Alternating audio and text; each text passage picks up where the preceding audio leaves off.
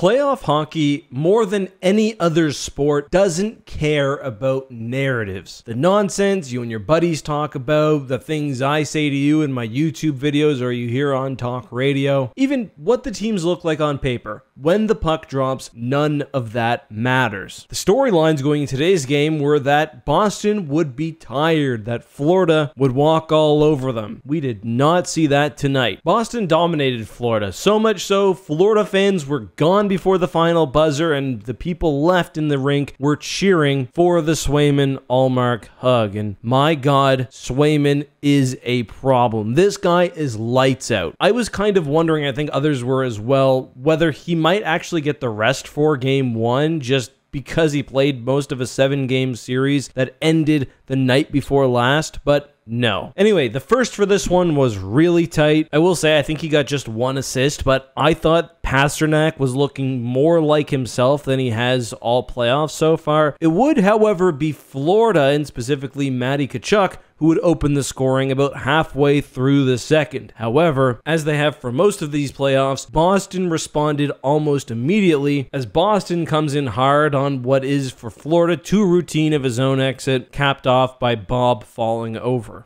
Including that goal, Boston would score on 3 straight shots, with Mason Lohrei breaking the tie, then new father, congrats, Brandon Carlo giving Boston the 2-goal lead. In the third, Justin Brazeau would score just a gross backhand. And I mean, what can you say about the Bruins? This is depth scoring. Geeky, Lohrei, Carlo, Brazeau. If you're a Bruins fan, you've got to be happy with that. However, that 4th goal was important for another reason. Boston was really slipping in the third. Jim Montgomery called a timeout. He got the boys back on track, and almost immediately afterwards, the goal came. Add to that an empty netter, and the Boston Bruins take a convincing Game 1 win in Florida. Now, this series is not even close to being over, despite, I think, Boston really deserving praise. Florida looked great for the first 10 minutes or so, and I think they will have a stronger Game 2 now that they're back into it. This is a best-of-7 series. There is a lot of hockey to play. Anyway, let me know your thoughts down below.